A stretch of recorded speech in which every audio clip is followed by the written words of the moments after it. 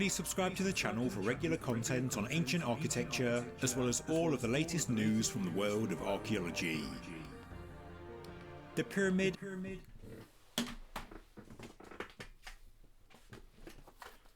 That's what I take every workout.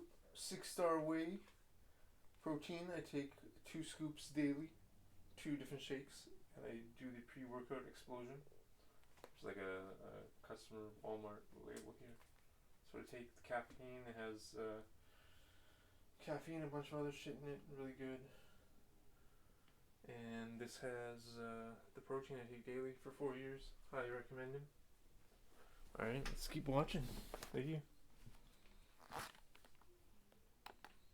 Of Menkaure is in the news this week, and I have to say, I have some very mixed feelings about a new mission that has just begun. So, in this video I'll tell you the news, I'll say my piece, and I won't hold back on my opinions, because somebody has to say it. So, here goes. As reported yesterday by the Egyptian Gazette, a joint Egyptian and Japanese team of archaeologists are studying and documenting the granite blocks that form the outer casing of the Pyramid of Menkaure, the smallest of the 3 major pyramids at Giza. This is not just the stones that are still in their original position, but also the ones that have fallen and the ones that were removed by force in antiquity, and today lay scattered all around the base of the pyramid. The team is also excavating downwards, because today when we visit the pyramid, we don't actually see its base. Some casing stones in situ are still buried in the sand. So for the first time, the base of the pyramid is going to be revealed. In fact, as we can see on this video posted on Facebook yesterday, this excavation work has already begun. And here we can finally see the lowest course of casing stones on the pyramid's northern side. So this all sounds fantastic. It's something that does need doing, and although I severely doubt it, I really hope that the data being collected will be made available to the public. It's something that has needed to be done for decades. Mustafa Waziri, the Secretary General of the Supreme Council of Antiquities, has described this new work as the project of the century.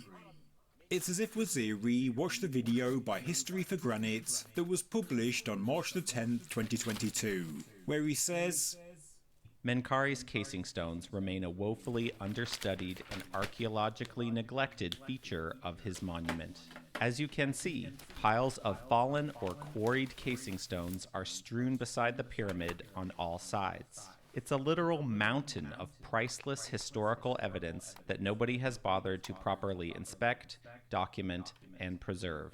It's as if one of humanity's oldest civilizations left out a jigsaw puzzle that nobody has ever taken the time to put back together. How the people in charge of these sites can resist or ignore such opportunities is beyond my comprehension. But History for Granite next says, with that said, I don't think the casing stones should be reseated on the pyramid itself. That would be a destructive process prone to unfixable mistakes. And, oh no, I really hope this part is just PR bluster, but I get the feeling the authorities are serious, and the fears of History for Granite are being realised. Looking at Waziri's recent Facebook post, along with 2 videos, he also says, quote, Project of the Century, and reassembling the granite blocks of the 3rd pyramid, Egyptian-Japanese mission, end quote. Yes, you heard that correctly. Reading the Egyptian Gazette article, it says, quote, according to Waziri, the outer casing of the pyramid used to contain 16 granite blocks, which of course they mean courses, however only 7 of them remain today. The project is expected to involve studying, restoring, documenting and reassembling these blocks. It will take place in several phases over a period of 3 years and include drawing, photogrammetry, documentation and laser scanning. These works will be followed by the actual reinstallation of the granite blocks. End quote. And this all makes me feel very very uneasy. As history for granite says, this would be a destructive process prone to unfixable mistakes. And he's right. First of all, how would you go about reassembling the casing stones? The ones that have been lying on the ground outside have been there for hundreds of years. No doubt a lot are missing, a lot are damaged and broken, and so this creates an enormous problem before you even begin. There is no blueprint for any kind of accurate reassembling procedure. It's an enormous 3D jigsaw puzzle with pieces missing, pieces broken, and no picture to help guide you. And now let's look at the granite casing stones that are still in situ, and their relationship to the limestone core masonry behind. The limestone looks to have been shaped to allow the quality tight fitting of the granite, but you're not going to be able to find which blocks went where, because the exposed limestone has been left open to the elements for centuries, long after the granite blocks were removed. To some extent, the limestone would have been weathered and eroded, worn from human exploration and tourism, and so it would be pretty much impossible to know which granite block went where. Reassembling the granite would therefore require the addition of cement, possibly some concrete, and maybe even some manipulation of the original limestone core masonry, if they really want to recreate a well-cased and presentable media-friendly pyramid. The whole idea just has disaster written all over it. How confident will the team be that the reconstruction is exactly how it once was? And if they can't begin the project with 100% confidence, if it's not completely exact, then please don't even attempt it. Yes, a lot of granite is lying on the floor around the base of the pyramid, but nobody is calling for the authorities to reassemble this stonework. Literally nobody. And if, somehow, they do find a way to do it accurately, what will they do about missing and broken blocks? Will they order replacements from Aswan, or will they leave ugly holes in the casing? I really don't understand it. It's a project that nobody has been calling for. It appeases nobody, costs a fortune and achieves nothing. Yes, excavating down to the base of the pyramid and exposing what's below the sand is a fantastic idea. Documenting all the casing stones on the pyramid and those laid waste on the ground is also a fantastic idea. But please don't try to restore the pyramid. These stones cannot be reassembled accurately, and not without damaging the structure. Yesterday, Waziri made a statement alongside the 80-year-old Dr. Yoshimura, Japanese Egyptologist and director of the Institute of Egyptology, and although auto-translate is not the best, with the help of Google I believe he says, "In the name of God, the most gracious, the most merciful.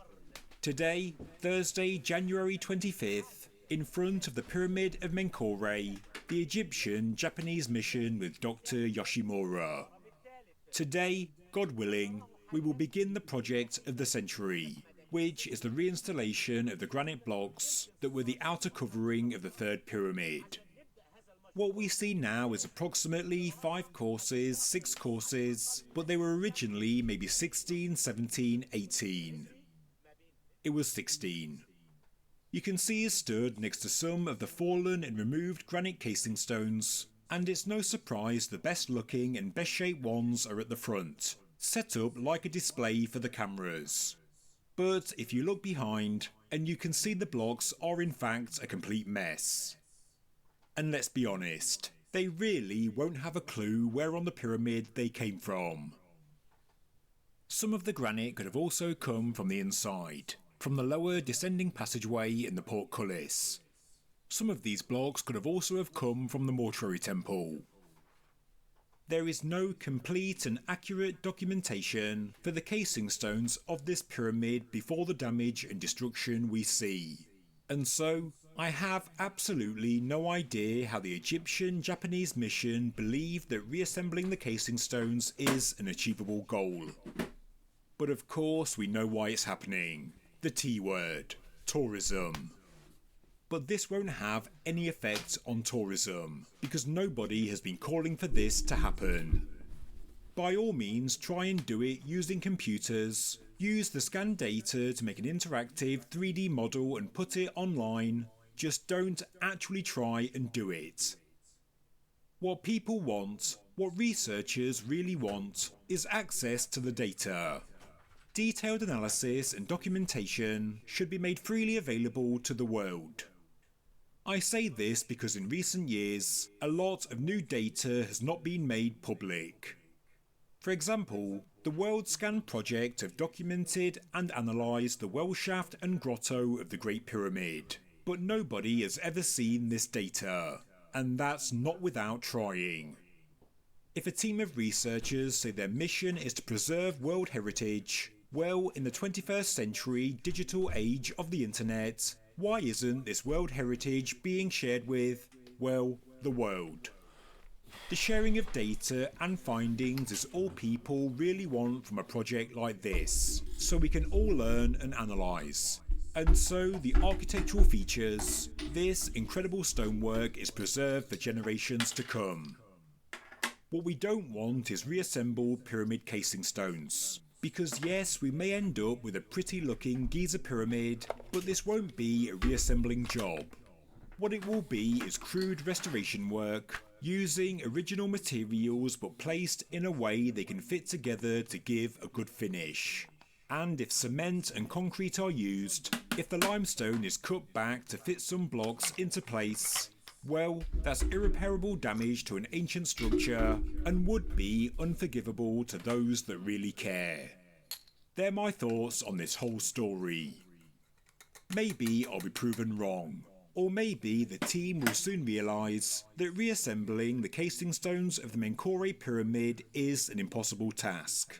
And so, this will all go down as PR bluster. I can't see any good coming from any attempt to reassemble the pyramid casing stones. Tourists won't flock to see it, and the huge expense will certainly not be offset by ticket sales for the Menkaure pyramid. A project of the century would be saving sites like the pyramids of Zayat el Arian, securing and then opening sites like the Kenkawas pyramid, the pyramid of Yusakaf, the Maidum pyramid, and also the Shepseskaf Mastaba. All of these sites would bring in more tourists, and not some attempt to reassemble casing stones on the smallest of the 3 Giza pyramids.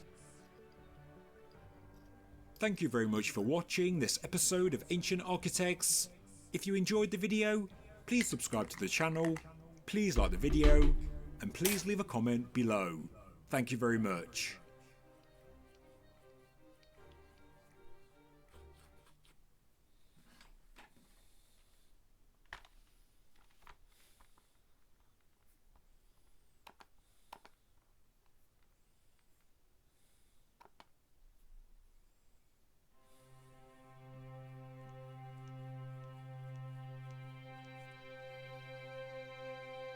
Welcome to History for Granite.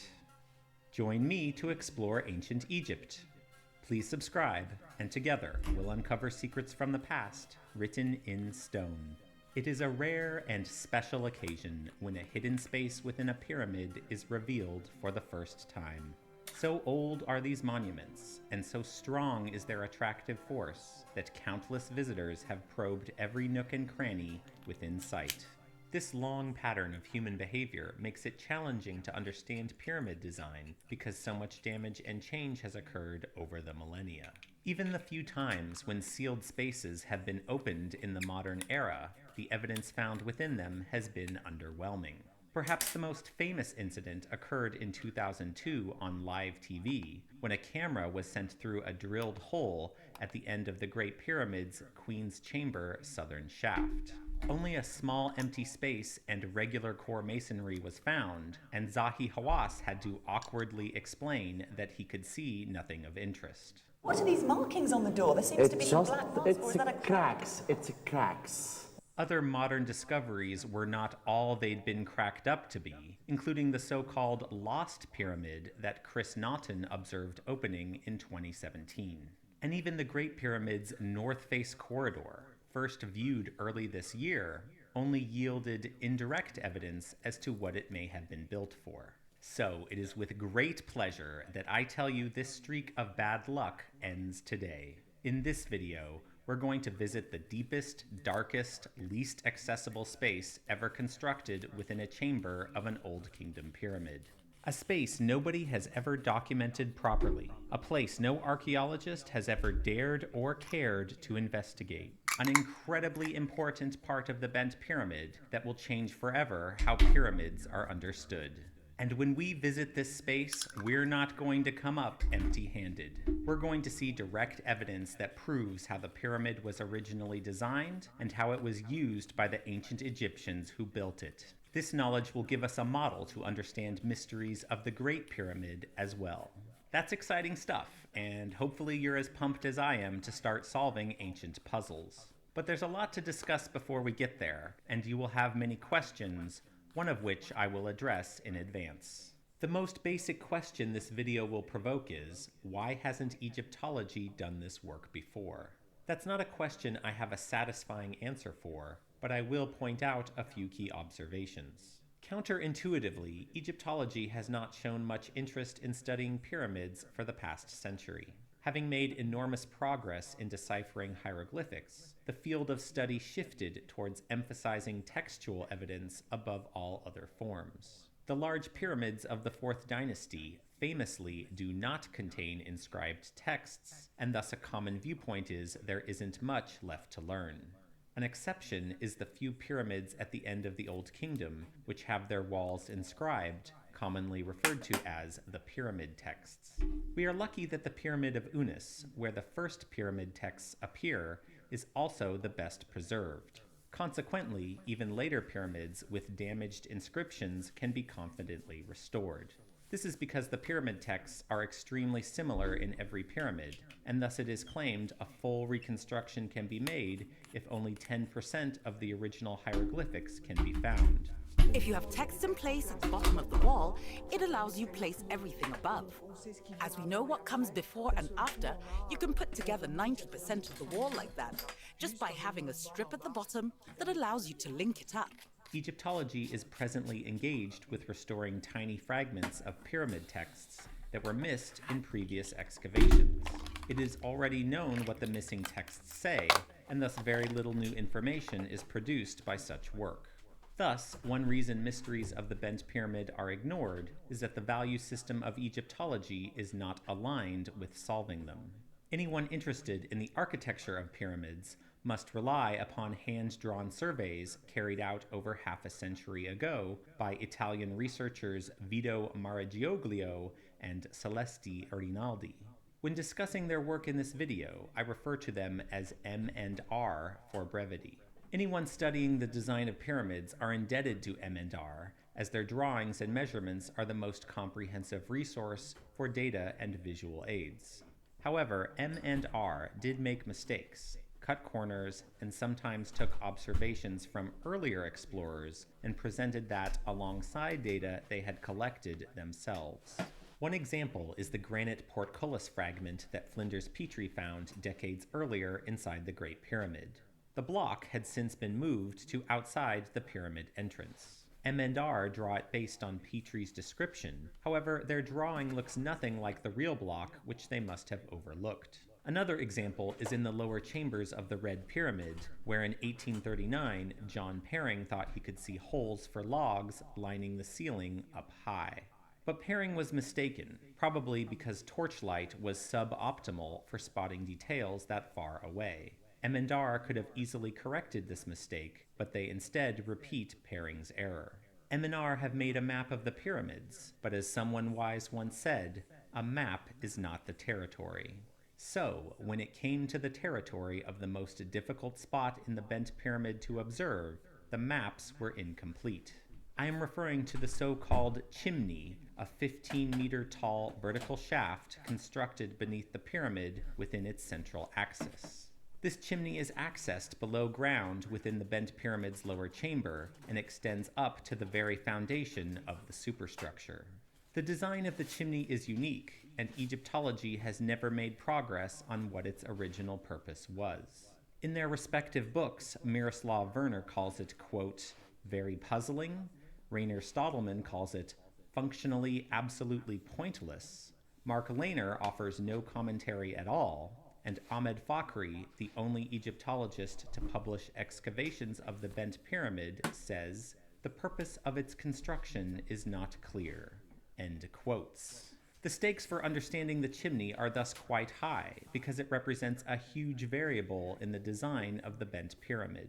The heart of the debate is if the bent pyramid's unique layout was intended from the outset, or if some features can be explained as adaptations due to structural problems.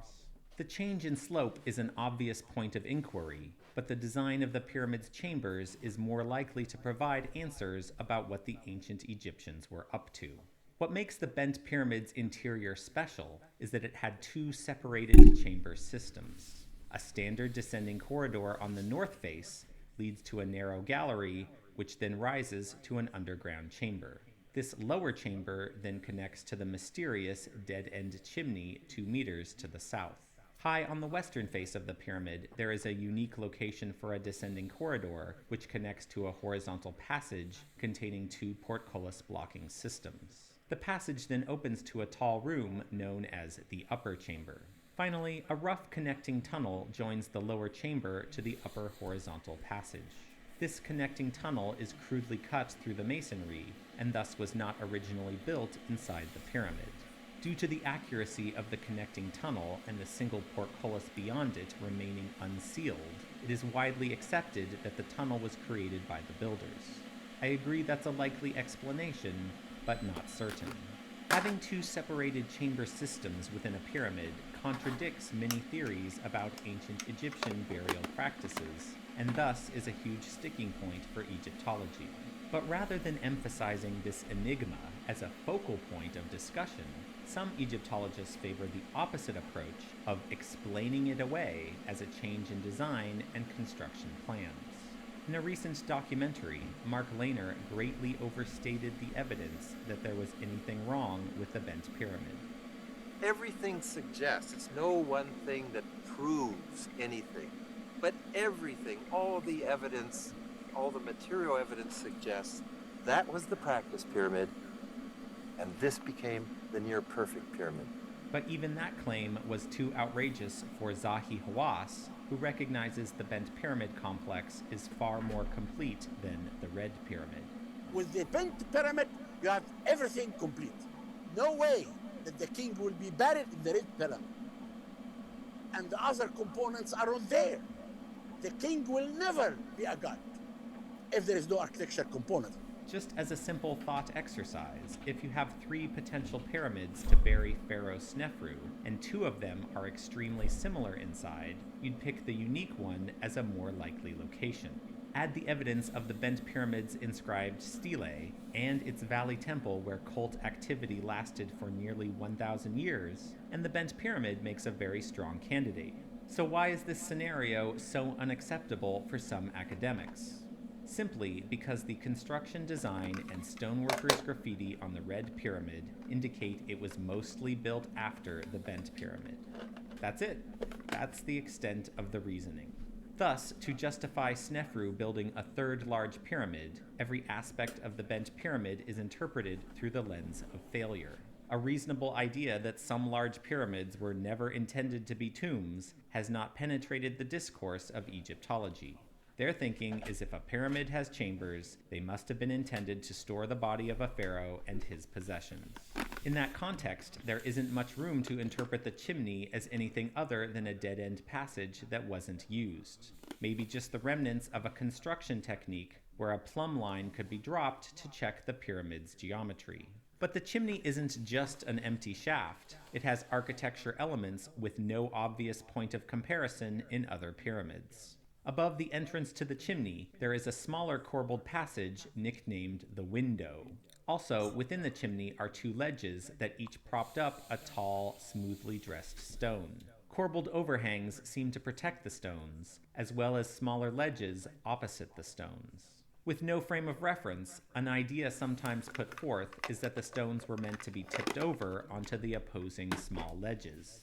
The fact that the lower stone remains upright, although pried outward a bit, is then put forth as evidence the chimney was never used. It's not a crazy idea, but it's still completely speculative because no other portcullis system in ancient Egyptian burials looks like this. I am unaware of any mastaba or pyramid with a closing system that consisted of tipping over stones in such a manner. When trying to understand the intentions of ancient Egyptians, you have to be extremely cautious with your assumptions.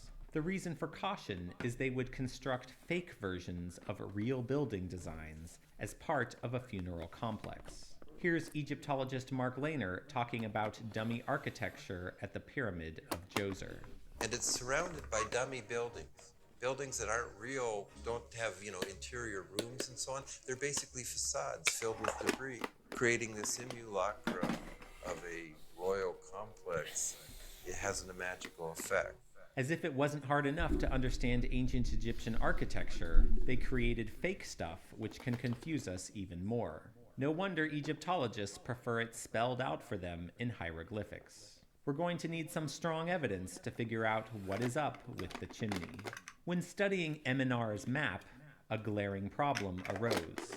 The lower chimney stone is reasonably documented, although M&R omit many details that can be seen in photos taken by the ACIDA project. Thanks again to them for sharing their images with us. The lower stone was tilted away from the wall, and it looks like mortar was glopped onto the side to prevent it from falling over. Clearly, looters at some point in history took an interest in this block. But what of the upper stone, perched so high and out of sight?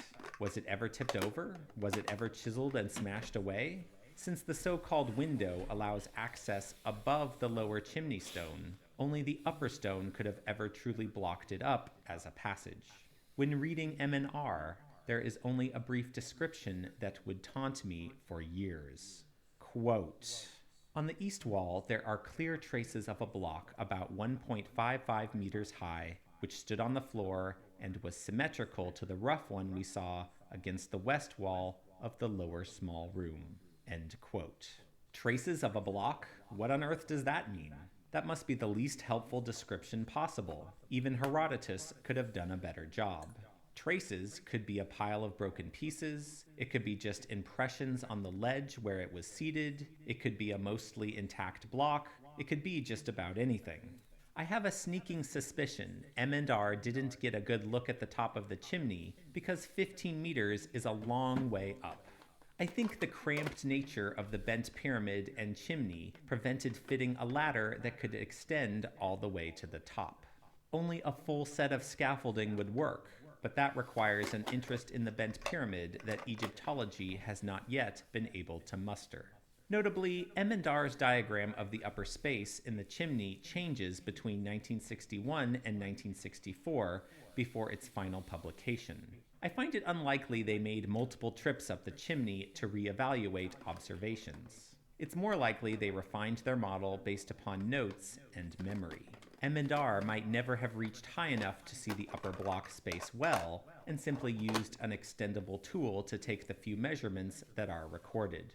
Simply put, the job of documenting this feature of the bent pyramid was incomplete.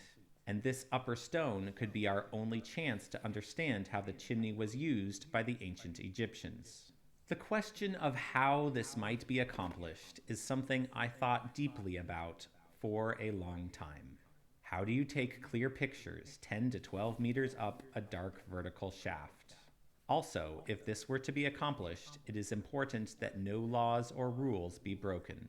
The bent pyramid belongs to the Egyptians, and we should respect their stewardship of the monument even if we disagree with any policies. Prohibited solutions, such as climbing or drones, were therefore out of the question. Also, I was unwilling to consider any option that would put the pyramid or a person making the observations at risk. We are fortunate to live in a time in which LEDs and cameras are tiny and lightweight, and thus perhaps some creative engineering could solve the problem. Tourists are fully allowed to enter the bent pyramid and take pictures as they desire. The obstacle for the chimney is simply that you can't manage a vantage point to capture the photos. Thus, I resolved to simply MacGyver a solution using regular items that a tourist could carry. But here in the story, I must use caution and will not explain the exact method that was employed. The reason is the idea of a tourist entering a pyramid and making a huge discovery is antithetical to the worldview of some powerful individuals in Egypt. Sadly, we live in a world in which good deeds are often punished, and that is unacceptable to me. It's only because of the amazing community supporting this channel that I have connected with people who could accomplish this task. I'm not going to say who did it or how it was done, only that it was performed during regular tourism hours with regular tourist equipment. Nobody went up the chimney, only a light and a lens. I know you're eager to get a peek at the top, but first I need to address someone who has been portraying wild speculation about the chimney as scientific inquiry. While many Egyptologists were wise enough to admit they simply didn't understand the chimney, researcher Franck Monnier proclaimed he had all the answers. It must be mentioned that while Monnier is credited in TV documentaries as an expert in Egyptian architecture, he is neither an architect nor an Egyptologist. He's just an independent researcher like me, working on his own ideas. Monnier thinks that because he publishes his work in peer-reviewed journals, this gives him the authority to mock and dismiss YouTubers and their audiences. This is exactly what he did last year when I released my first video on the bent pyramid. He lamented that nobody paid attention to his paper he had linked in the comments, and thus you were all a bunch of uncurious fools. But now it's time to examine this paper before we reach our final destination at the top of the chimney. The article is mostly a defense of M&R's hypothesis about structural problems, combined with the assertion that the lower chamber of the pyramid was abandoned in favor of building the upper chamber. Of the chimney, Monnier writes in his conclusion, quote, "By comparing the internal arrangements of the Meidum pyramid and the bent pyramid, it is clear that the chimney of the lower layout of the bent pyramid was undoubtedly planned as a route to reach a burial chamber." End quote. The paper claims twice that there is no doubt about this purpose for the chimney, and the reason given is that, quote, "The architect probably judged that the chimney was too perilous to allow access to the funeral procession, and so an alternative arrangement had to be found." End quote. I can't imagine an explanation more insulting to the ancient Egyptians than this one. Monnier is claiming that the builders dug over 22 meters down into the earth, constructed the most beautiful corbelled chamber ever made at the time, and then realized as they were setting the foundations to the pyramid that, oh no, we can't bring a mummy up this chimney. This paper was allegedly peer-reviewed, and I'll leave you to interpret that detail as you like. I think the goal of portraying the bent pyramid as a failure has biased Monnier, and this agenda-driven scholarship influenced Mark Lehner, who has not published papers on the bent pyramid. In the last year, Franck Monnier was given the opportunity to inspect the bent pyramid and chimney in person as the historical consultant for a French TV documentary series. In this role, Monnier selected LiDAR scanning as the sole method of investigation. In doing so, Monnier can identify every conceivable imperfection in the stonework to characterize the pyramid as a failed project, which is the narrative presented in the documentary. When scanning the chimney, the LiDAR extension comes up a bit short and leaves a portcullis-sized hole in the data. The scan just barely grazes a portion of a stone still sitting on the upper ledge. The documentary then concludes the chimney must be an abandoned access route, assuming this fragment is what remains of a stone that was intended to be tipped over. Monnier set out to find evidence in support of his theory, and miraculously, that's all he discovers. But now it is time for us to have a look for ourselves, to actually gaze upon this neglected corner of the bent pyramid, to see what no other investigator has risen to the challenge of clearly observing. It's a special moment. We're about to travel back in time to see a portion of the bent pyramid that hasn't been disturbed for 4,000 years. Starting with the smaller ledge opposite the block, we find the space is in remarkably good shape. The dressing layer of the walls is a bit rough.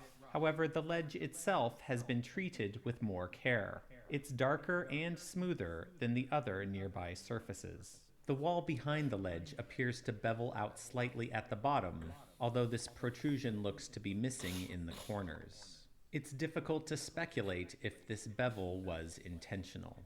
And now for the moment of truth, the critical missing piece to the puzzle of the bent pyramid. This block, which had haunted my dreams, now stands before us. At first, you're just thrilled to see something there, a piece of history that waited 4,000 years to get its day in the light. Clearly, looters from long ago took great interest in this stone, as 80% of it is now missing. The remaining corner appears to sit upright, mirroring its brother 5 meters below.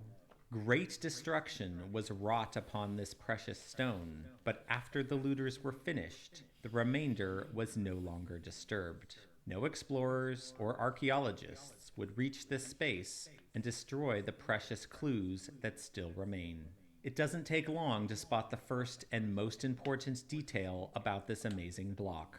Looking closely at the southern edge, you'll notice that it remains plastered to the wall. There is no joint line where the block meets the wall, and the bonding layer shows no signs of being applied externally.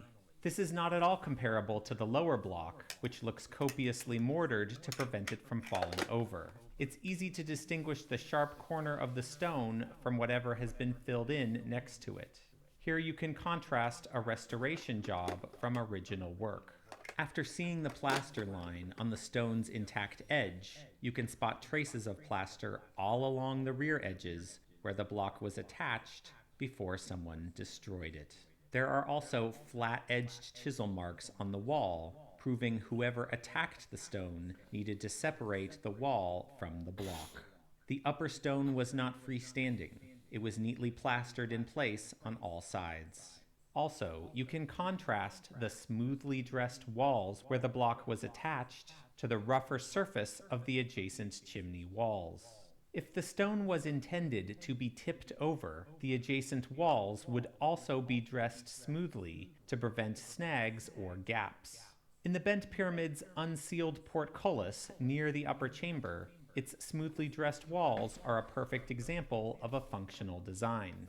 This block was never intended to be tipped over and obstruct the chimney. It is not a real portcullis. The chimney is dummy architecture. It was never designed to provide access to the upper chamber. It was made for a spiritual purpose, as reflected by its decorative and non-functional design elements. And once you know the chimney was a successful feature of the bent pyramid, the idea of it being a failed monument comes crashing down like a house of cards. The upper chamber can't be a replacement for the lower chamber, as it doesn't have a chimney. The upper chamber's floor is maybe a few meters above the chimney, and so they were built almost simultaneously. The duality of two separated internal chambers within the pyramid is mirrored by the duality of its bent external slope. When studying the casing stones of the bent pyramid, I noticed the change in angle doesn't always follow the course line of the casing stones. On the northern face, the bend is cut right into the casing stones themselves, proving the change of angle was independent of a construction method. This has never been documented before. Flex. Before we apply our newfound knowledge to tackle a mystery of the Great Pyramid, I want to circle back to the upper stone of the chimney and how we can now interpret it. When Ahmed Fakhri removed all the plug stones from the western entrance in the 1950s, he destroyed an enormous amount of evidence about the pyramid. There are no pictures, no diagrams, not even a counting or measurement of the blocks removed. It was an entirely botched job, except for one detail that Fakhri records. Quote, whey protein, 6 star. Blocks having the same size as the passage. They're having like they're getting like side, sponsorships for people. Inserted from the western That's why I'm like advertising. And every I've been one of them advertising was this plastered like for all like around 4 it years, before but inserting the next stone until they reached the casing. End quote. The comparison of the Caffeine chimney blocks to a pre-workout. portcullis was never the I right got the Walmart analogy, sticker on as it ancient still. Egyptian portcullises were not tipped over. Rather, the upright Just replace my stones coffee. I don't within drink the coffee chimney anymore. are comparable to the Western corridor plugging blocks, which were also plastered on all sides after they had been set in place. This in turn allows us to understand why the first looters of the bent pyramid took such a keen interest in the chimney stones. To the ancient Egyptians, a tura block plastered on its edges is sealing an entrance.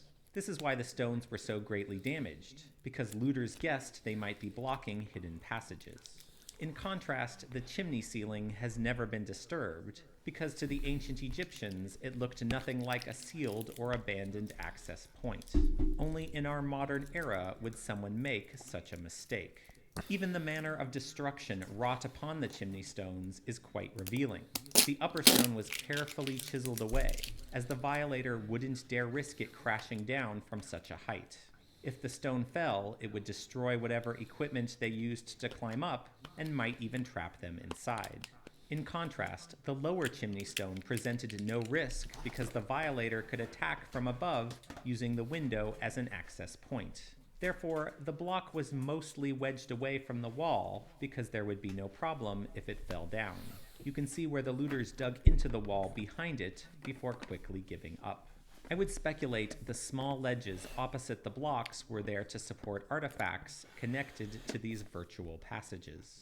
Perhaps that's why the ledges received a finer dressing than the other surfaces of the chimney. Knowing the chimney was an essential component of the bent pyramid confronts Egyptology with some serious questions. Previously, all of the internal real estate in a pyramid could be assigned the role of holding the body of a pharaoh and his possessions. But the chimney is not a space suited for storing belongings, except a mere 30 centimeters of depth on each ledge. Notably, incense was discovered over 5 meters down in a pit below the chimney, which was filled up after its excavation in the 1940s. The internal design of the bent pyramid seems optimized for a scenario in which a pharaoh could be buried in the upper chamber while still allowing cult access inside the pyramid to the lower chamber and chimney. You get the best of both worlds, a completely sealed tomb above and a functional place of worship below. This idea of an accessible pyramid is not something Egyptology has grappled with, despite the fact that door hinges are found at pyramid entrances all the time. Here's Bob Breyer in his mid-50s, climbing to the bent pyramid entrance in dress clothing and without safety equipment. The entrance height was not a real obstacle, and the location was advertised with the largest block on the entire pyramid. The tired excuse that all pyramid doors were the product of later civilizations will now have to confront a bent pyramid that was built as designed. The consequences for this realization are enormous, and that takes us over to the Great Pyramid at Giza. The Queen's Chamber niche is similar to the chimney in that its corbels aren't protecting functional space. The niche itself is additionally protected by a saddle vault ceiling. The chimney in the bent pyramid is centered under its apex, but there is no feature within the Great Pyramid in that location. However, the corbelled niche is the only feature within the Great Pyramid centered on the east-west axis. The sarcophagus of the Great Pyramid is separately centered on the north-south axis. There has never been consensus, nor even a good point of reference for the Queen's Chamber niche, and I've never once seen it compared to the chimney. Some Egyptologists suggest the niche would hold a statue, but this contradicts all known evidence about statues in burials. When statues were framed with architecture, it was done within the false door design, as this creates a portal for a spirit to pass through. The reasoning for assigning a statue to the niche isn't beyond that it looks like a nice spot to put one. The question of why looters dug so far through the corbelled niche is also relevant when comparing it to the chimney. Isn't it interesting that the diggers happened upon the exact spot where the masonry of the wall continues through as a squared-off tunnel? Was the niche itself enough to warrant the attack, or perhaps was something else there to attract attention? Following the design of the chimney, If a finely dressed block was plastered at its base or inserted in the wall, this would again inform looters that a passage was likely to be found.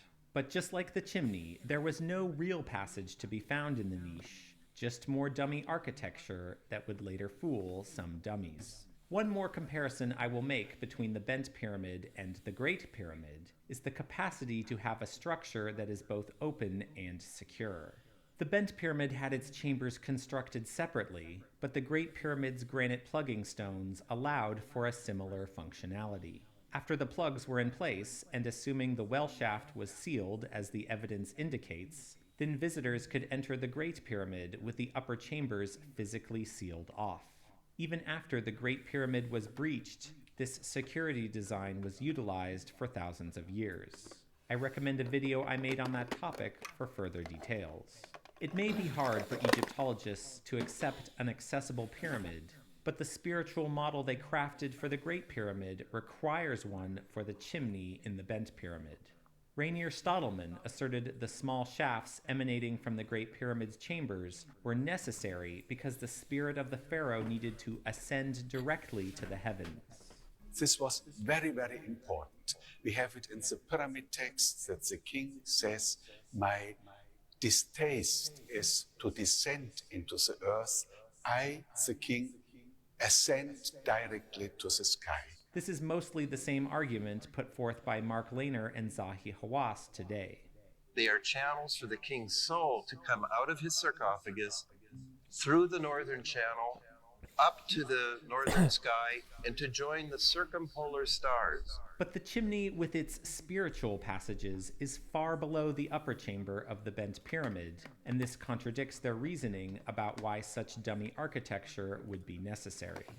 Amusingly, the chimney adds east and west as directions for spiritual conduits, with the Great Pyramid's shafts pointed to the north and south. Since every direction is now covered, the argument a pharaoh's spirit needed to be pointed a specific way can be dismissed as pure speculation. A much better line of inquiry would be to compare the Bent Pyramid's lower chamber and chimney with the Queen's chamber and niche. But this will require tossing away some bad but cherished ideas within Egyptology and an honest acknowledgement of the evidence that has now been revealed. Emendar thought they spotted a squared cutting for a dowel that might be inserted to pull the upper chimney block down. This is the feature that they revised in their two diagrams.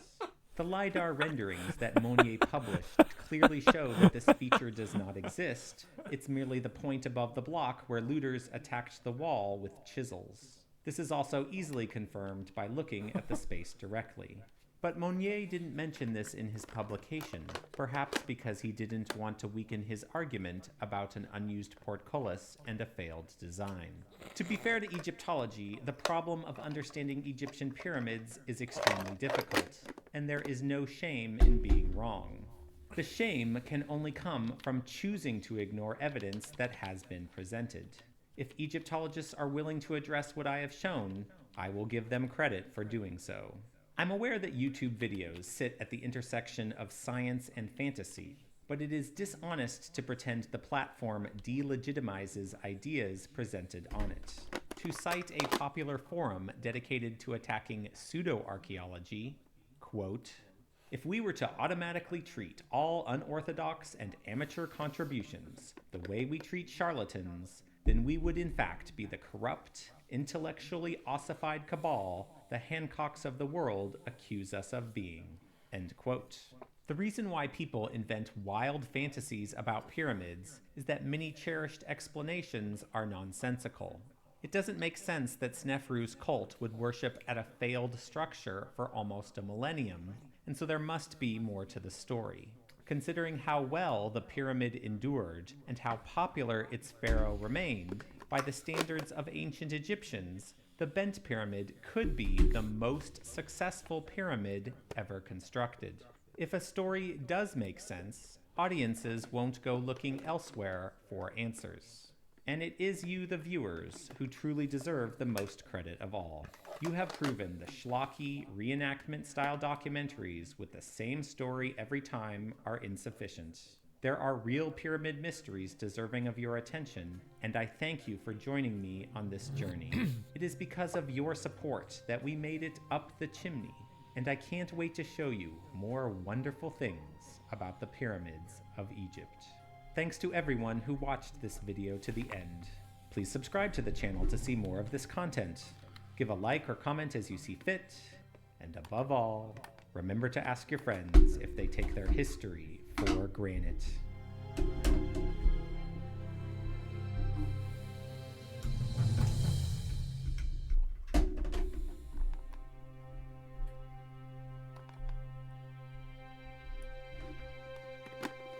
Welcome to History for Granite.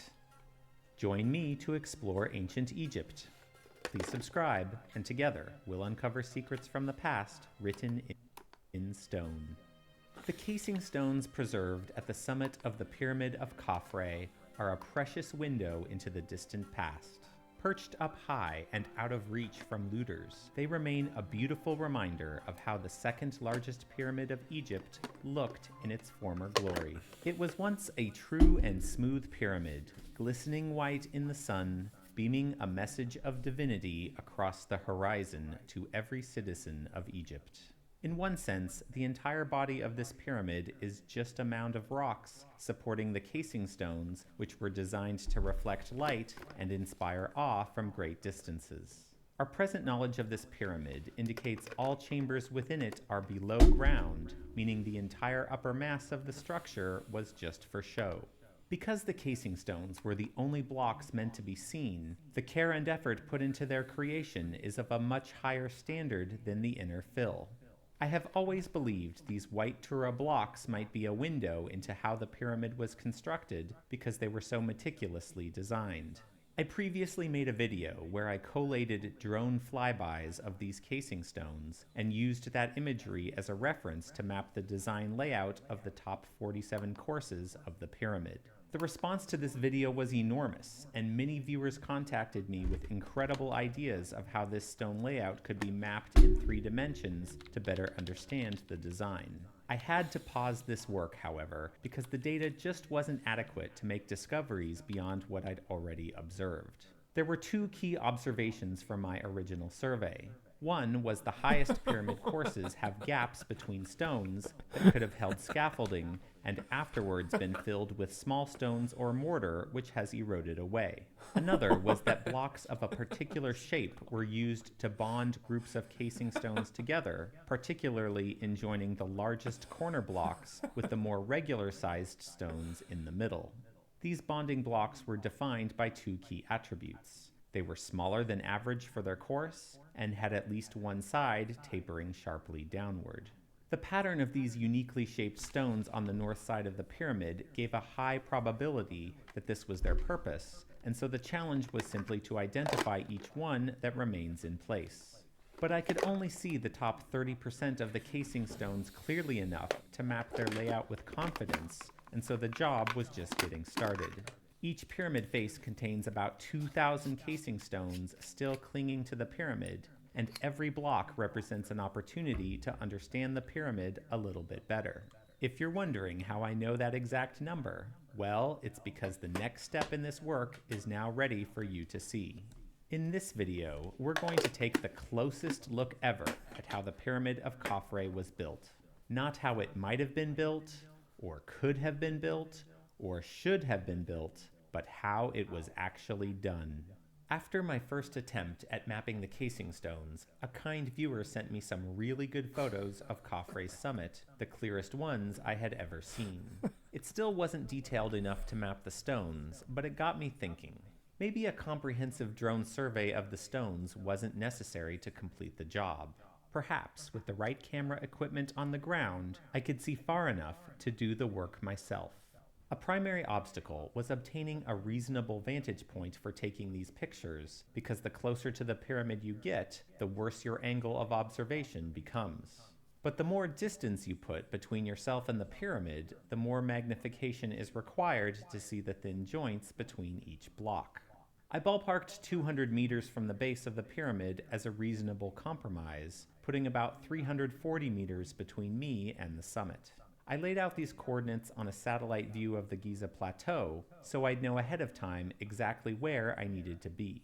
The question of what camera gear to bring was also difficult, because the best equipment to use was not suitable for this task. The reason being, I could only take He went camera to gear Egypt that and would did it? fall into the Insane. bounds of something appropriate for tourist activity.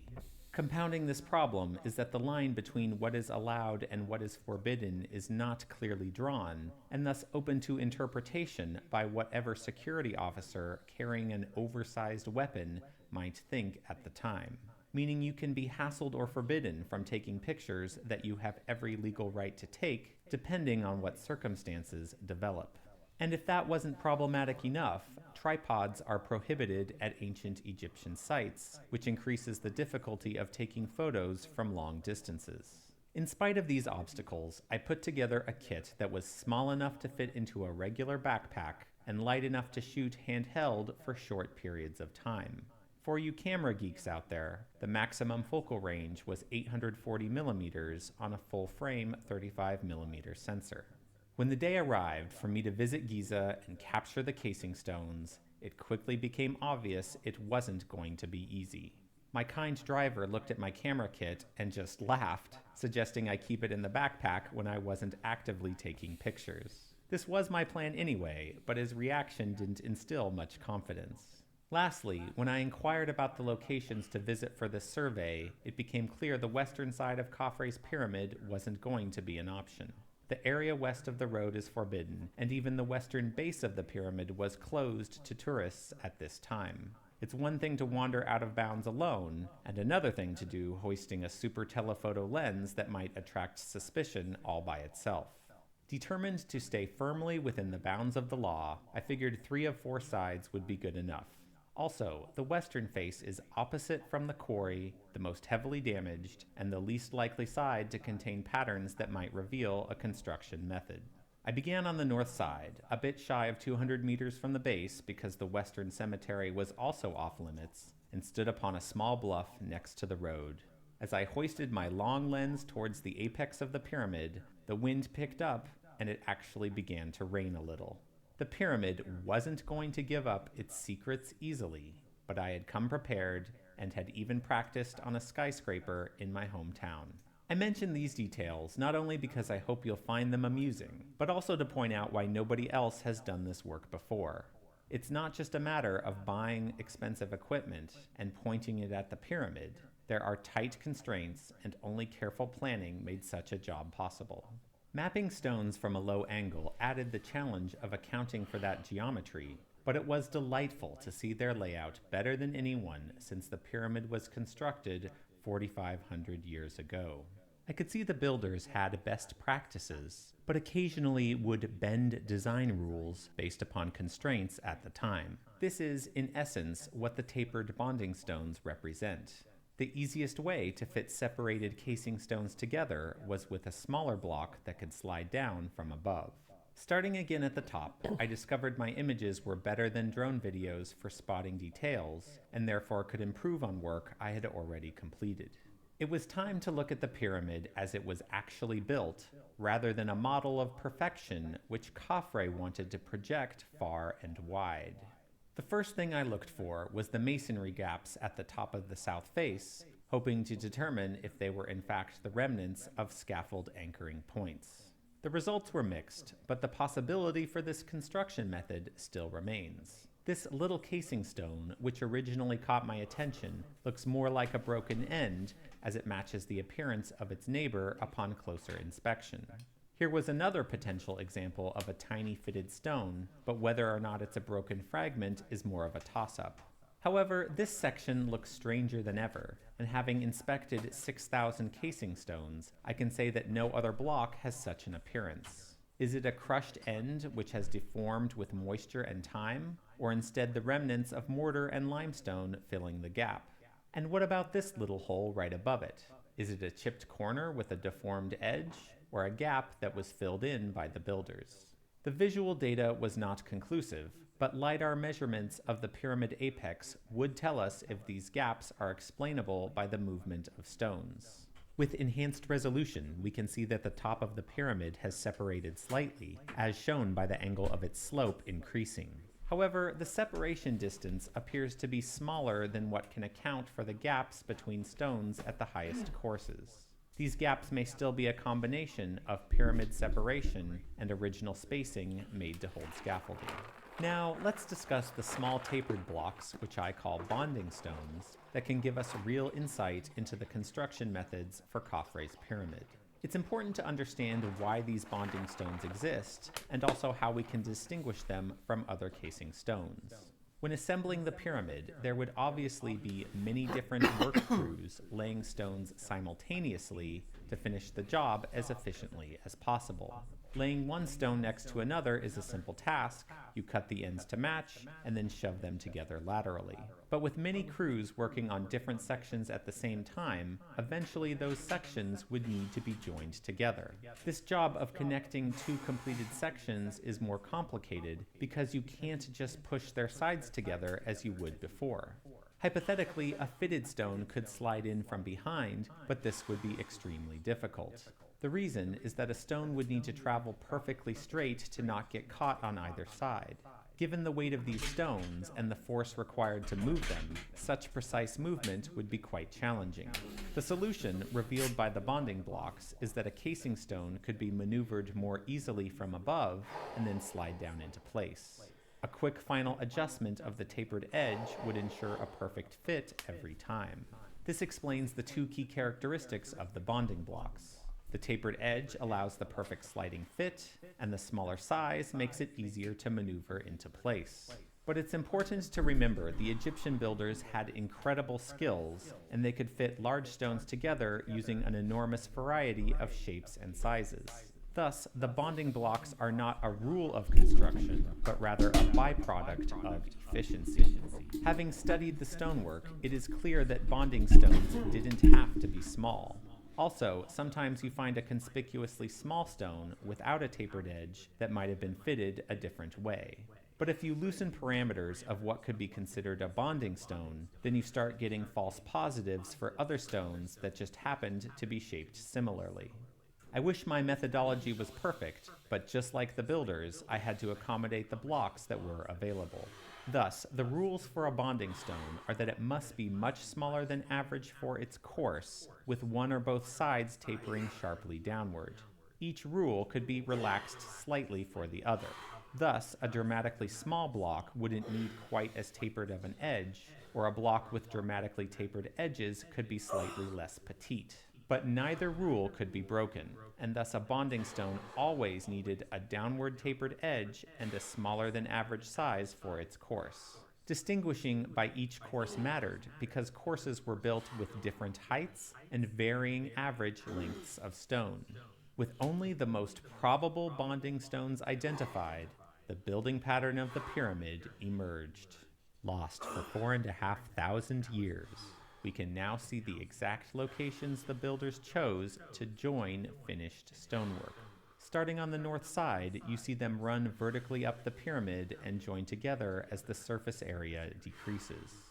The horizontal spacing between streams of bonding stones is consistent until they sharply converge upon one another. It's breathtaking to see the ancient past emerge this way, hidden in plain sight since the dawn of civilization. Looking at the east face of the pyramid, a similar pattern of bonding stones is seen.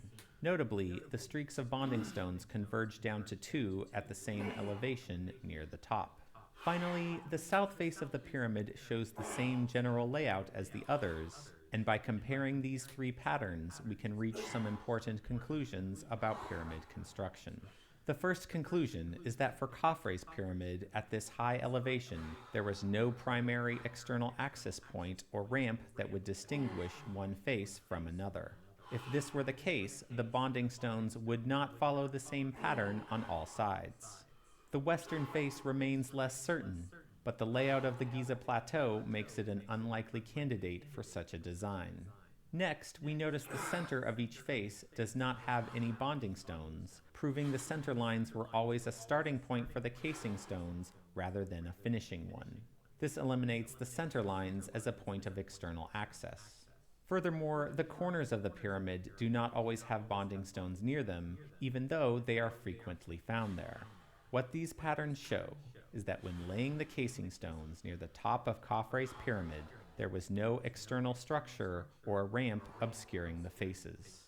The builders wouldn't always set casing stones from the center of a face outward if there was any external obstruction.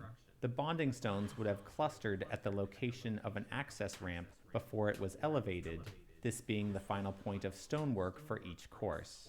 But that never happened, and there is no evidence for an external ramp on the casing stones. The largest casing stones were the corner blocks, and they were set early.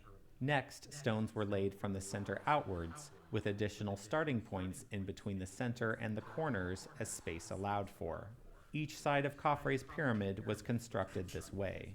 This is no longer speculation. This is what the physical evidence clearly reveals. Many construction models can be confidently laid to rest now, ranging from the pretty good one of Flinders Petrie down to the more ridiculous design of Mark Lehner. If there was any large ramp or embankment abutting the face of a pyramid, there would be no reason to lay the casing stones from the center outwards. You would start from opposite the ramp and finish the course at the ramp's upper end. The ramp would obscure the outer geometry of the pyramid on that side, and thus there would be no benefit to always laying the casing stones from the center. But if each pyramid face is free and unobscured, then a center line can be established and the casing stones would be set extending from that position. I confess I'd hoped the casing stones would reveal an obvious construction solution, but at the very least they've eliminated many possibilities. There's still a lot more analysis and data that can be gathered, and I do believe determining how the largest pyramids were built is a solvable problem. This video is only a second step towards reaching that goal. The important message to convey is that we can solve big mysteries if we take a close look. The pyramids are a literal mountain of evidence, and the clues are still there, waiting to be found.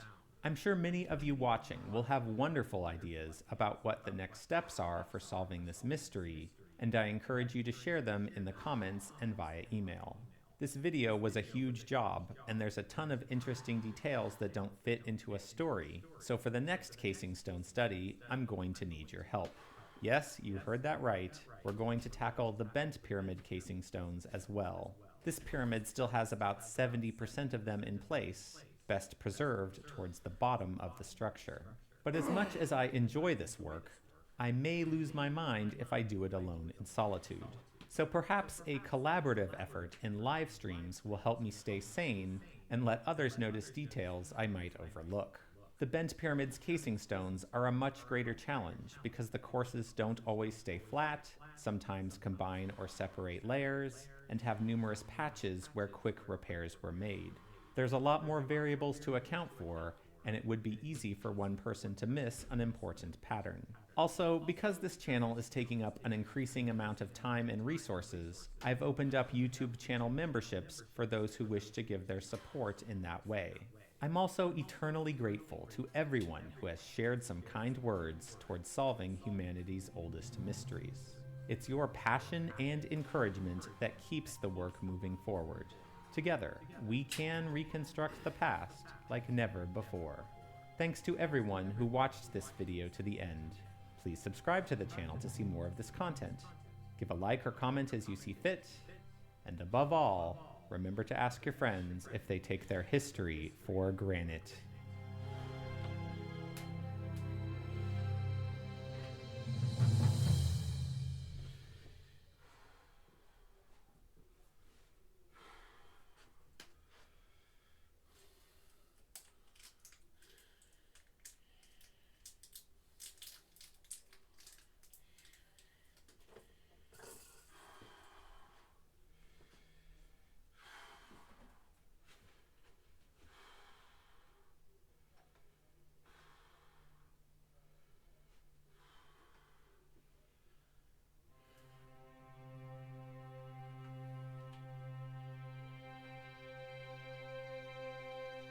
Welcome to History for Granite.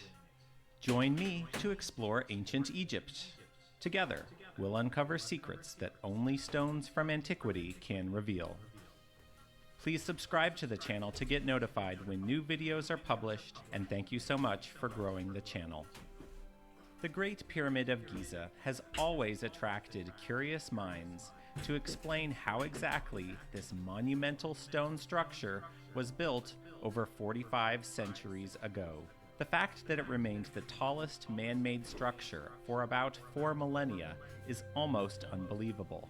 It's no wonder that the engineering required to raise all those massive stones so high is a problem that has fascinated humanity throughout history.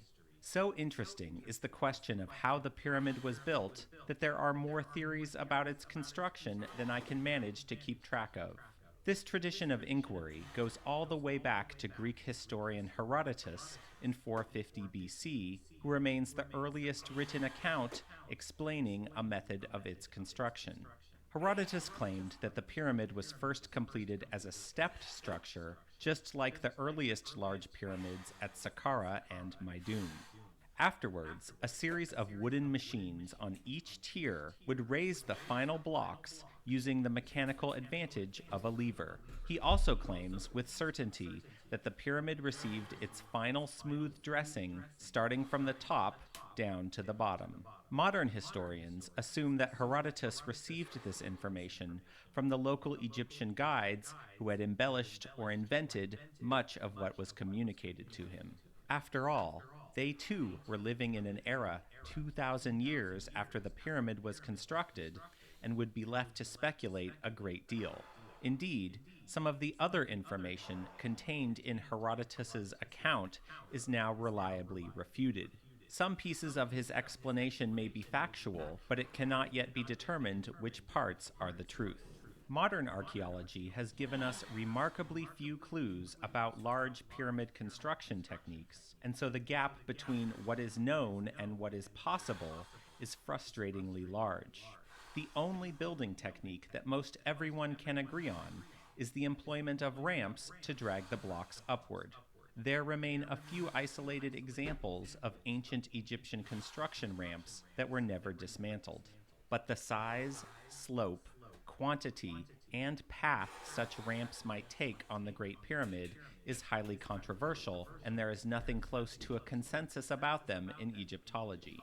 A recent and innovative proposed method of construction comes from French architect Jean-Pierre Houdin. In the early 2000s, Houdin developed a comprehensive construction model for the Great Pyramid using an internal ramp after having received the suggestion from his father Henry, a retired civil engineer. This work culminated around 2008, when Houdin co-authored a book with Egyptologist Bob Breyer presenting the idea of an internal ramp to the wider public. There was also a documentary made about this collaboration titled Khufu Revealed, and it's one of the more enjoyable stories told about investigating the Great Pyramid. You can watch it on YouTube, and I've linked it in the description. Just recently, on October 25th of 2022, Houdin published a long-awaited update to his Great Pyramid construction theory in a 154-page paper on academia.edu. I've linked that paper in the description as well. This new paper incorporates data and analysis from the Scan Pyramids mission, which in 2017 announced the discovery of several hidden empty spaces within the Great Pyramid. These spaces include a corridor-like void above the northern entrance, an enormous cavity known as the Big Void above the Grand Gallery, and a small void high on the northeast corner, like the notch and cave that are visible lower on that northeastern side. With this new paper of Houdin's now published, it's a good time to take a closer look at his ideas. But the story of Jean-Pierre Houdin is far more than a novel approach for a ramp to drag blocks upward. It's a story that touches upon all of the problems Egyptology has with gatekeeping, and that most fundamental question of who gets to tell the story of the pyramids. An extremely concise synopsis of Houdin's main ideas are as follows. The Great Pyramid may have been constructed using an internal spiral ramp in combination with an external straight ramp on the south side. The external ramp would only reach about 1/3 up the pyramid and be responsible for transporting the heaviest granite and limestone beams that make up the ceilings of the upper chamber. The Grand Gallery, opposite the external ramp, could leverage its size and slope to hold counterweights on a sled. The weighted sled would use ropes to connect the largest blocks and assist hauling them upwards. Following completion of the King's Chamber, the internal ramp would facilitate the building of the upper two-thirds of the pyramid without needing an excessively large external ramp. These two concepts, an internal spiral ramp and the Grand Gallery counterweight opposite an external ramp, are Houdin's most important ideas. His construction model has other details, and we'll analyze some of those as well, but the ramp design and counterweights are the core of his theory. These two main ideas solve some of the largest problems faced by the builders of the Great Pyramid.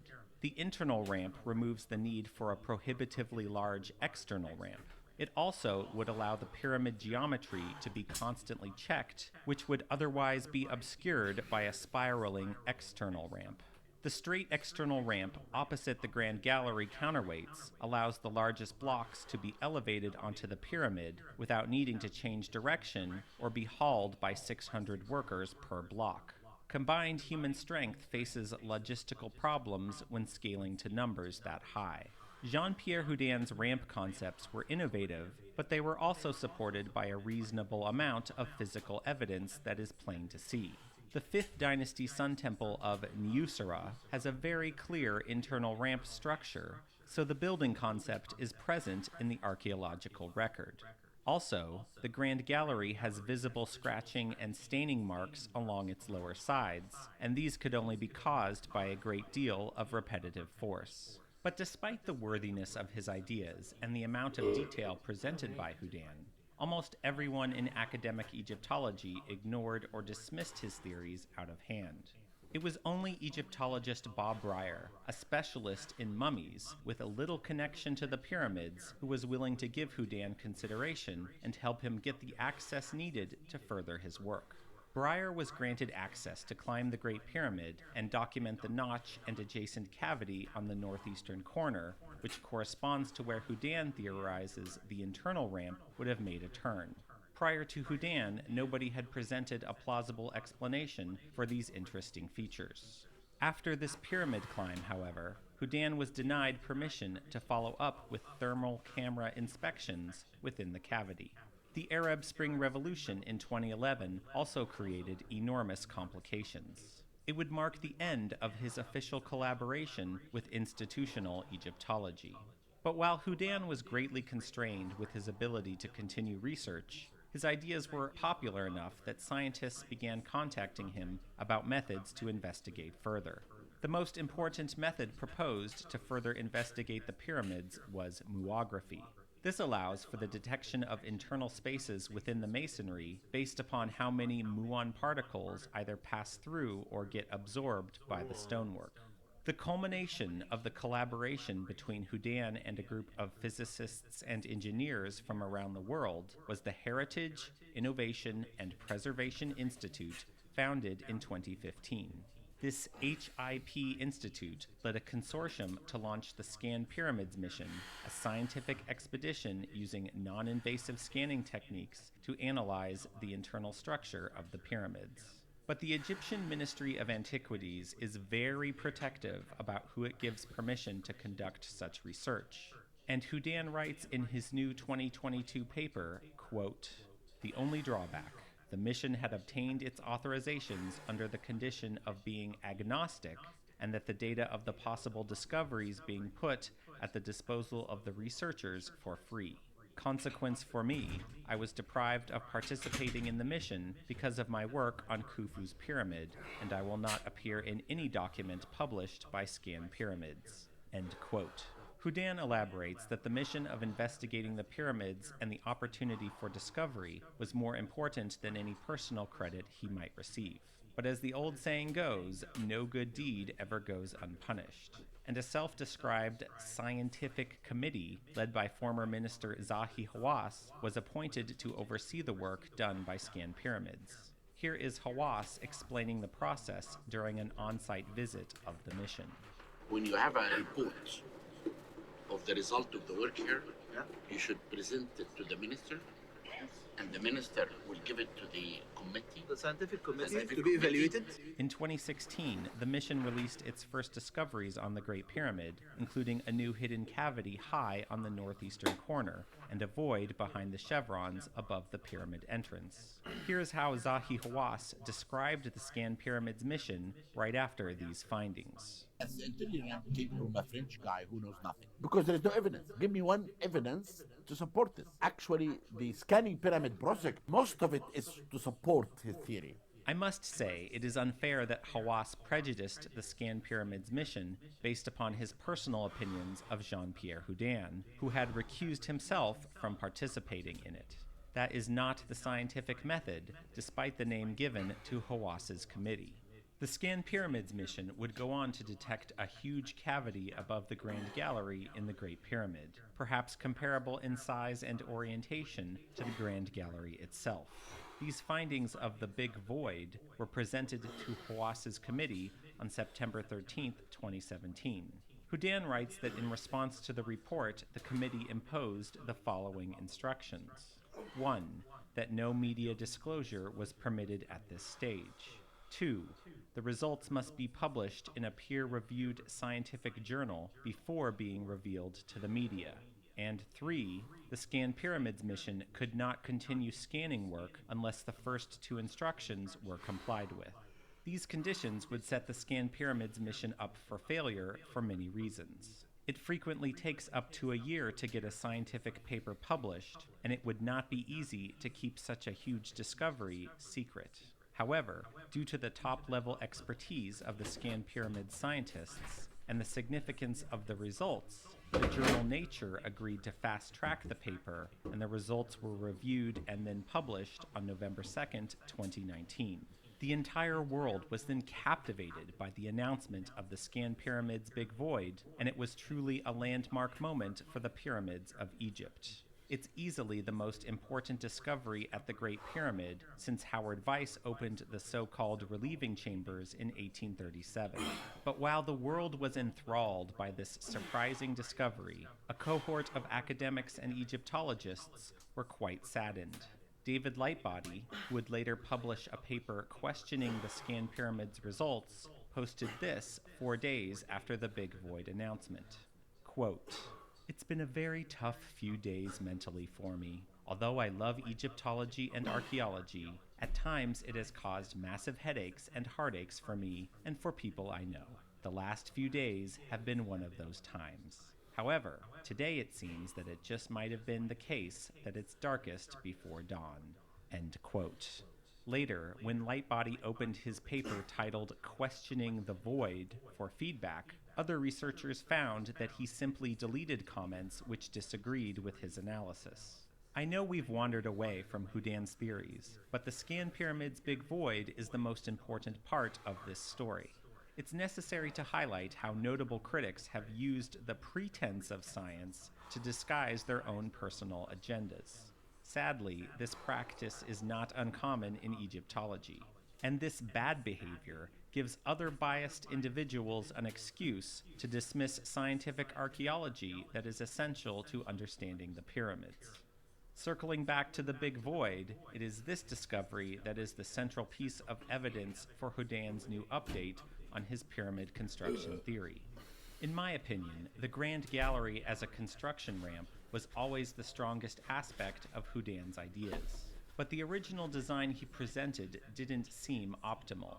Most of the largest blocks in the Great Pyramid are above the King's Chamber, and thus the Grand Gallery is not in an ideal place to help raise them that high. In his original model, Houdin needed the builders to keep the roof of the Grand Gallery open so that the ropes could still pass through to the counterweight at a sharp angle. However, the Big Void could potentially resolve that problem. If this void is a single inclined space similar to the Grand Gallery, then it could be used to help drag those enormous stones to the highest levels above the King's Chamber. It's reasonable to say the Big Void is currently evidence in support of Houdin's theory about the Grand Gallery. But even before the discovery of the Big Void, I think that Hawass and others were beginning to suspect that Houdin's idea for the Grand Gallery had merit. It was particularly interesting that in the 2017 book Giza and the Pyramids, there is not a single mention of the so-called Great Step at the top of the Grand Gallery. You would think a stone with such a famous name, placed exactly in the center of the pyramid's north-south axis, would at least deserve a token of recognition in the definitive history of Giza. In fact, the so-called Great Step is the central focus of Egyptologist John Romer's 564-page book titled The Great Pyramid, published in 2007. Here he is on the TV show 60 Minutes, obsessing about it. When we get to this, which is the masterpiece of the whole bloody pyramid, it's the refoundation of the pyramid. You know, this is the center line. We're setting it up again. It can only be intentional that Zahi Hawass would omit mentioning the so-called Great Step in his Giza and the Pyramids book, and I think Jean-Pierre Houdin is the reason why. If Houdin is correct, and the Great Step is not a step at all, but instead a trench as it looked over 100 years ago, then Egypt's Antiquities Department has greatly damaged the Great Pyramid with this inaccurate restoration. A trench would better facilitate the passage of ropes through it, rather than a step which would cause excessive friction. In all likelihood, the Arabic tradition of calling this stone the Great Step is what led the Antiquities Department to assume it was a step and that the upper portion was missing due to damage. Zahi Hawass is the former director of the Ministry of Antiquities. Many restoration jobs were conducted by the ministry, including some in the 1990s under his direction. This gives plenty of motive for Hawass to reject Houdin's ideas because they implicate the ministry in destroying a critical piece of history. But rather than acknowledging his conflict of interest and recusing himself like Jean-Pierre Houdin, Zahi Hawass had no problem asserting his authority over the scientific process. This is why I'm heading a team. And with me are 3 foreigners who are expertise on the pyramids, and we are correcting them. In that context, it is no surprise that institutional Egyptology hasn't engaged with Houdin's ideas in a serious way. Now, I will say that after reading the new update to Houdin's theory, I was a little disappointed. The greatest strength/weakness of Houdin's approach is that he proposes an optimal method of construction that reduces the need for manual labor. But the ancient Egyptians had an abundance of conscripted manual labor available. I find it unlikely that the builders would overcomplicate the pyramid design just to cut back on required manpower. In Houdin's latest model, he adds vertical counterweights like the kind you find in a modern-day elevator to help power the pulling force of the Grand Gallery mechanisms. I find this solution unlikely, and I know of no archaeological evidence to corroborate it. Surely the big void acting as a second Grand Gallery with the assistance of human force would be sufficient to get the job done. In Houdin's defense, he is attempting to account for all of the Scan Pyramid's data, which just isn't sufficient to model hidden structures yet. Houdin writes that in 2017 he suffered a heart attack. It may be that given the glacial pace of Egyptology, he feels that this could be the last new data he has the opportunity to work with. Therefore, he might be taking his theory as far as he can now, instead of waiting for more information. One aspect of Houdin's construction model that I've always found intriguing is the staging area for the largest blocks 43 meters high on the pyramid's south side. In his latest revision, this staging area is still used, but needs to be elevated in several stages to about 58 meters high in order to utilize the big void as a counterweight space. The unusual damage to the pyramid's southern side is evidence that this part of the pyramid had a less durable construction method. The filling in of the staging area would be a potential cause. There are a few details in Houdin's theory that I still find highly illogical, such as the insistence that every casing stone would be dressed fully smooth before installation. There are many examples of both granite and limestone casing stones that were installed with the outer face undressed. Houdin points out that the Tura limestone is soft when excavated and then quickly hardens. But while cutting the stone is easier at the quarry, transporting stones with sharp edges would be prone to breakage during transportation.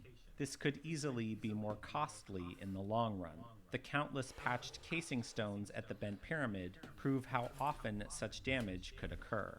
The small shafts emanating from the King's Chamber and Queen's Chamber are another aspect of Houdin's theory which I am confident is incorrect. He claims that the shafts would be used to amplify sound for workers coordinating the counterweights. But the Queen's Chamber shafts weren't originally open at their lower ends. Houdin's idea that the blocks surrounding them would be movable so that they could be opened and shut is quite ridiculous. After all, if the King's Chamber shafts were left open, there can be no justifiable reason why the Queen's Chamber shafts needed such open and close functionality. The theory of an internal ramp is not elaborated in Houdin's latest paper, but he foreshadows 2 additional papers which probably discuss it further. But after reading this latest publication and thinking about it more, I believe I can improve upon Houdin's model. I'm still not convinced for or against the idea of an internal ramp, but here's the change that I would make. A spiraling ramp doesn't need to start at the bottom of the pyramid's southern side. It would be much more efficient to begin this ramp in the staging area where the straight external ramp ends. This way you don't have to drag blocks an extra half a kilometer to reach the same elevation. Houdin begins his internal ramp at the bottom of the pyramid because he's attempting to explain how other hypothetical chambers and corridors might integrate with it. But I don't believe such structures exist, and I don't think the workers needed an escape route to seal the chambers beyond what has already been discovered. I find it notable that physical evidence for a spiral ramp structure, such as the northeastern cavities, are only found high on the monument. These anomalies are not found in the lower third of the pyramid. Furthermore, the masonry where Houdin supposes the internal ramp might begin shows no signs of unusual design. Finally, Houdin's idea that the external ramp could have been recycled to make the upper pyramid masonry isn't as practical as it sounds. Constructing the Great Pyramid would have generated enormous amounts of small limestone chips. This wasteful byproduct could have been used for the external ramp, consolidated with stronger retaining walls on the outside. Indeed, that is the design we find for ramps in the archaeological record. Thus, any spiraling ramp, whether internal or external, would be more efficient by starting from where the straight ramp ended. But no matter how accurate Houdin's extremely detailed model ends up being, we are in his debt for the monumental effort to push study of the Great Pyramid forward. The discovery of the Scan Pyramid's Big Void began with his desire to solve a mystery of the Great Pyramid. It took incredible perseverance to take his curiosity that far. Much of Egyptology was aligned against his research, and even today this accomplishment is casually dismissed. For example, in response to Houdin's latest paper, Egyptologist Sarah Parcak wrote, quote, "The void is a noise echo, common issue. The whole Scan Pyramids thing is utter nonsense. I feel bad that Houdin wasted his time." End quote. Everything within that statement is lazy and false, and one wonders how Houdin could put up with such attitudes for over 20 years. A noise echo can't be a common issue for muography in pyramids because Scan Pyramids is the first mission to detect anything with it. The Scan Pyramid's results showed no echoing from any internal spaces within the bent pyramid as a control, nor from the chambers within the Great Pyramid. The muography was conducted by 3 independent teams using different angles of detection with different scanning methods. All scanning teams reached a 5 sigma level of confidence. And a noise echo isn't even what David Lightbody's feeble questioning the void paper claims to cause the big void signal. However, when it came to her own research, Sarah Parcak lamented the dismissal of new technology. It has been a struggle, just because the technology is so new. And when you show people facts and figures about sites you're finding or show them things that you're seeing, people kind of roll their eyes and say, well, here comes yet another gee-whiz technology that, aims to solve everything. In 2011, Sarah Parcak claimed in international press to have found 17 hidden pyramids. 17? 17 pyramids using satellite imagery. 11 years later, not a single one has turned up as a pyramid. No matter how outlandish any part of Jean-Pierre Houdin's theory might be, institutional Egyptology makes claims that are far more ridiculous. There's still a lot of work to do before we can finally uncover how the Great Pyramid and other large Egyptian pyramids were built. Houdin has given us an idealized model of how they might have been constructed, and there is much to learn from that approach. It has led us to the big void and the confidence that there is a great deal more that can be learned from further study.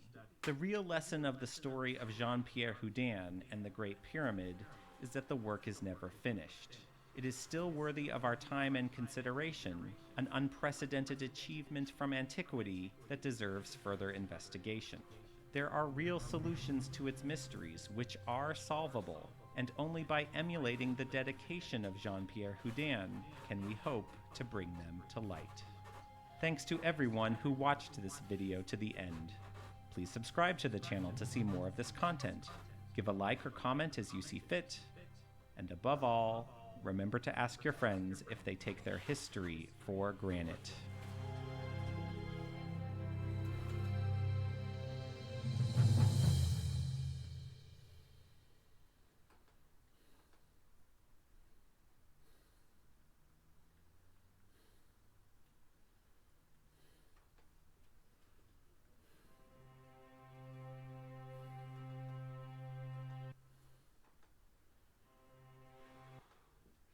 Remember to ask your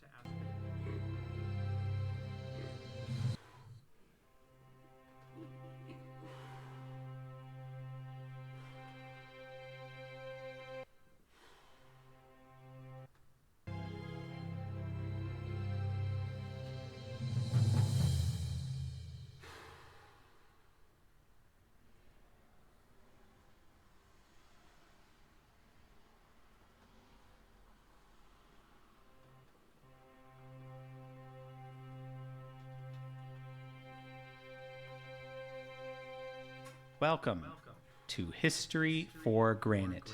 Join me to explore ancient Egypt. Together, we'll uncover secrets that only stones from antiquity can reveal.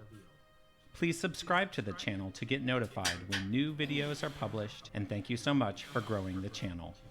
The Great Pyramid of Giza has been a destination for travelers and explorers since antiquity. Although the excessive attention this pyramid received has contributed to its deterioration, there is the benefit of having many written accounts of its condition throughout history. One of my favorite kinds of research is studying the writings of travelers visiting Giza from centuries ago. It's wonderful to step into their shoes and experience the awe and wonder of someone who could only see the pyramids firsthand because photography was not yet invented. When studying the Great Pyramid, it's only natural to want to begin with the physical evidence that remains today, because that's the most interesting part. Also, physical evidence carries more weight than the testimonies of strangers. But Khufu's pyramid has been subjected to so much violent change over the millennia that one is easily misled into wrong assumptions. You need a good idea of what transpired on the Giza Plateau in the past in order to not misinterpret the evidence in front of your eyes. It's at this point that the work becomes rather discouraging, because you are presented with a laundry list of exploratory missions from the past, and many of these sources are quite difficult to track down. Here's an example from Mark Lehner and Zahi Hawas's book, Giza and the Pyramids, The Definitive History. Part of me wonders why this list is included, as the information is so minimal that it doesn't serve to help other researchers track down primary sources. To me, it feels more like gatekeeping, simply a way of proving their own knowledge. But if you're going to seriously investigate the Great Pyramid, studying accounts from the past is essential. In my opinion, this is the main hurdle that separates the amateurs with those who have any chance of making a new discovery. So it was with great delight that Matt from Ancient Architects recently contacted me with a tip about some new sources from the early 19th century. Independent researcher Stefan Bergdahl found 2 separate accounts of visitors to the Great Pyramid in March and April of 1837. Bergdahl has a new book on the Great Pyramid, and I've linked it in the description below. He also has his research published on academia.edu, so I've linked that as well. Priest Vicino and Prince Hermann von Puckler-Muskau both toured inside the Great Pyramid while Howard Weiss was excavating in the Queen's Chamber in spring of 1837. Amazingly, both the prince and the priest claimed to have seen a sarcophagus there. Now, having read many erroneous historical accounts about the Great Pyramid, I am always prepared to dismiss testimony that widely differs from common knowledge. Unlike today, the Great Pyramid in centuries past was a very inhospitable place. It was extremely dank, dusty, full of obstacles, and infested with bats and snakes.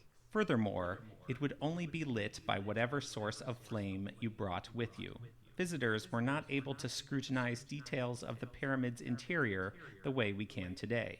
The Great Pyramid in particular would have been a dangerous exploration because a fall down the steep Grand Gallery could cause serious injury or death.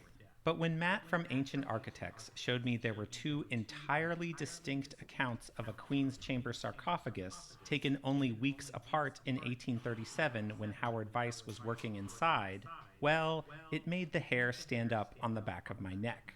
Let me say that unlike many other historians, I don't view Weiss in a negative light.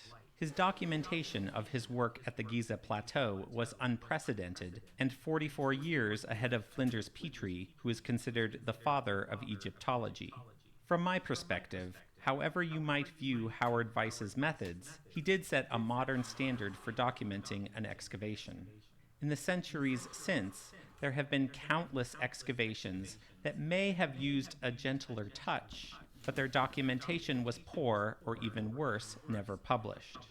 For example, the chambers of Djedefre's pyramid will forever be a mystery, because a modern excavation of them was never published, and so now almost all of the evidence is lost.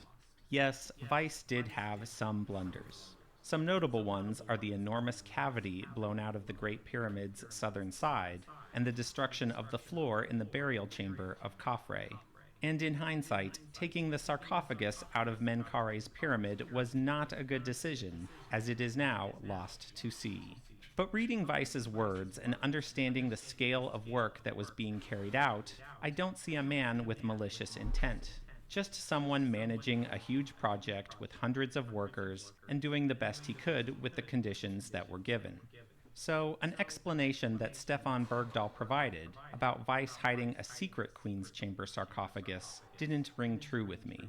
But that left the awkward scenario of explaining how 2 contemporaneous witnesses both claimed there was one. It was very gracious of Ancient Architects to share these new accounts with me, and I felt it was important he get to make the first video with all of his thoughts and ideas. If you're one of the few people who hasn't watched his video already, do give it your attention.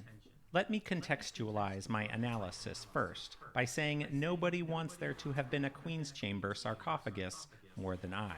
Much of my research leans towards the Queen's Chamber being a tentative burial chamber, and so finding evidence of a sarcophagus would validate many other ideas. One historical account of a sarcophagus that was never easily dismissed was that of Al-Idrisi in the 13th century. But since hundreds of years passed between Al-Idrisi and the next detailed report on the Queen's Chamber, you could always explain its absence as destruction from visitors in the centuries between. My next instinct when learning of the prince and the priest claiming to see a sarcophagus in the Queen's Chamber is that perhaps it could have been pulled out of the tunnel that is dug within the niche. It obviously couldn't have been left in the chamber because many visitors before Weiss did not see it. Also, finding the sarcophagus under the floor in a pit dug by Weiss seemed like an unlikely scenario. Unlike the pit below the niche, Weiss didn't dig the tunnel in the center of it. That excavation is older than written accounts of the pyramid. This led me to explorer Giovanni Caviglia, who had been excavating in the Great Pyramid about 20 years before Howard Weiss arrived. Caviglia was very much a treasure hunter, and perhaps the first modern person recorded as having been totally captivated by the monuments of ancient Egypt. He spent every waking moment on digging campaigns or soliciting benefactors to help him explore. He subjected himself to extraordinary physical discomforts, often just sleeping in whatever empty tomb that was available near a worksite. These conditions caused him illness and eventually took his life. Unlike Weiss, Caviglia wasn't interested in thorough documentation or publishing books. When Weiss first came to Egypt in 1837, Caviglia's enthusiasm for discovery captivated Weiss to hire him as part of his expedition. But this partnership was not to last, and Weiss ended up dismissing Caviglia because he wouldn't do his assigned work and was always off, quote, digging in mummy pits. It occurred to me that perhaps prior to Weiss's arrival, Caviglia had excavated a sarcophagus from the Queen's Chamber tunnel, and this could be a probable explanation for how one was found. I couldn't yet explain its disappearance, but it felt like a start. Even though Caviglia wasn't one to publish research, he had previously worked with individuals who were interested in publishing. A notable partner was Henry Salt, who became England's consul general to Egypt around 1815. So, in 1817, when Caviglia was digging around in the Great Pyramid, we have Henry Salt to thank for providing documentation of his work. An article was published in Antiquities of Egypt Quarterly Review, Volume 19, which gives plentiful details about Caviglia's excavations. This is a great example of the unexpected directions research can take you, for I had not expected to find more information about Caviglia's work, and now I can even show a portrait of him as drawn by Henry Salt. But alas, Henry Salt explicitly describes Caviglia clearing out the Queen's Chamber niche tunnel and finding nothing except the graffiti of 2 European names at the end. Caviglia also cleared out the rubble in the Queen's Chamber itself, so a sarcophagus could not have been sitting there all along. Having eliminated the only probable explanation, I was left in an uncomfortable position. Pulling a sarcophagus from below the floor just didn't make sense to me, and even less sense could be made of Weiss secretly disposing of it. The question of a Queen's Chamber sarcophagus is interesting to modern researchers, but in Weiss's time, a plain limestone sarcophagus would not have been a big find, even in the Queen's Chamber of the Great Pyramid. The Giza Plateau is littered with plain sarcophagi, and without contextual information, it's just another stone box. An undecorated limestone box wouldn't be worth stealing for Weiss, even from the Great Pyramid. After a long weekend of poring over sources and cross-referencing everything, it was beginning to drive me crazy. I hadn't yet asked ancient architects for the new primary sources of Vicino and Puckler Muskau because I didn't want to intrude on his project. But after hitting a dead end with possible explanations, I requested them, and Matt was gracious enough to share. It was only after I read the testimony in Priest Vicino's own words that I could connect the dots. To visitors of the Great Pyramid in 1837, people who had no knowledge of Egyptian history or monuments, the squared masonry in the Queen's Chamber niche excavation would appear to be a sarcophagus. Imagine you're told there's a King's Chamber and a Queen's Chamber. In the King's Chamber, you see the sarcophagus with a hole almost underneath it and excavations underway. You then visit the Queen's Chamber, and you're expecting a burial chamber for a queen. But the only notable things in the room are the niche, the squared cavity within, and Howard Weiss's men digging a hole underneath them.